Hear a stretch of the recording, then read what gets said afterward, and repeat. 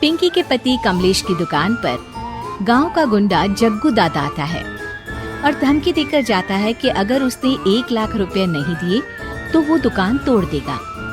घर में सभी परेशान होते हैं। अरे सत्यानाश हो उस जग्गू का, अच्छा खासा लड़का था, पता नहीं क्यों गुंडागर्दी करने लगा, किसी की भी जमीन हड़प लेता है और अब हमारी दुकान के पीछे पड़ा है नास पीटा। मेरे तो कुछ भी समझ में नहीं आ रहा कि मैं क्या करूं। अरे बेटा, मैं तो कह रही हूं कि 1 लाख रुपए दे दो और छुट्टी पाओ इस जग्गू दादा से। नहीं माँ, मेहनत की कमाई है, ऐसे कैसे दे दूं? मैं तो 1 रुपया भी नहीं देने वाला उसे। अरे पैसा तो दोबारा भी कमा लेंगे, पर जान है तो जहान है। नहीं पिताजी, मैं नहीं दूंगा पैसे, मैंने फैसला कर लिया है।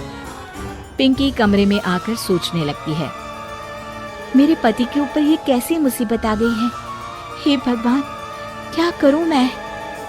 तभी उसे जादुई पत्थर से आवाज सुनाई देती है, दन दना दन दन दन दन, जो चाहे वो तू बन। अरे हाँ, मैं भी कितनी भुलक्कड़ हूँ, मेरे पास तो जादुई पत्थर है, पर मैं क्या करूँ? जग्गू दादा तो बहुत बड़ा गुंडा है, उसका सामना मैं कैसे कर पाऊंगी? पर मुझे ये करना ही होगा। पिंकी प्लान बनाती है और उसे एक आइडिया आता है और वो आइडिया वो सबको बताती है। सुनिए, मेरे पास एक प्लान है, आप जग्गू दादा को पैसे देकर उन्हें घर पर खाने पर बुलाइए। सब ये सुनकर दंग रह जाते हैं। लो और सुनो, अरे वो तुम्हारे दूर के चाचा नहीं है जिसको खाने पर बुलाया जाए, जग्गू दादा है, इस गांव में सबसे अमीर और 1 नंबर का गुंडा। ओफो सासू माँ, मैं जो कह रही हूँ वो करके तो देखिए। मैं आपको यकीन दिलाती हूँ कि कल के बाद जग्गू दादा हमें कभी परेशान नहीं करेगा।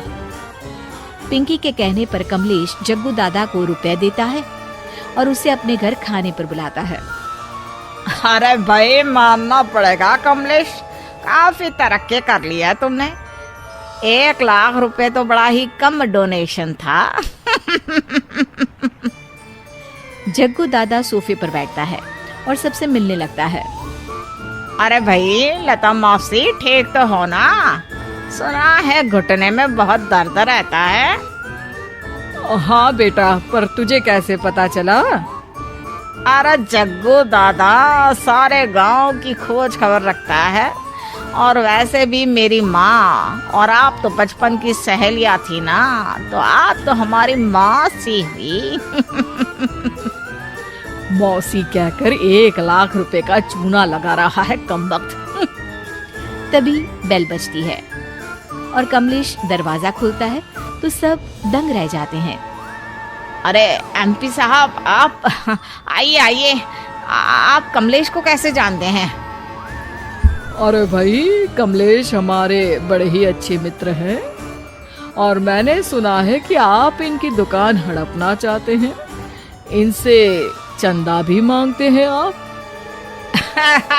अरे एमपी जी, वो तो बस थोड़ा धंधे में मंदी चल रही थी तो गांव वालों से थोड़ी मदद मांग ली।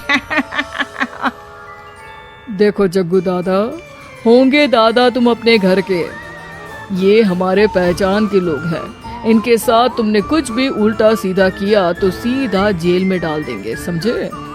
फिर वहां बाकी कैदियों से चंदा मांगते फिरोगे क्या? जग्गू घबरा जाता है और वहां से जाने लगता है। जी जी एमपी जी, समझ गए, हम चलते हैं, हमें माफ कर दो कमलेश बाबू। अरे बेटा, खाना तो खा लेता।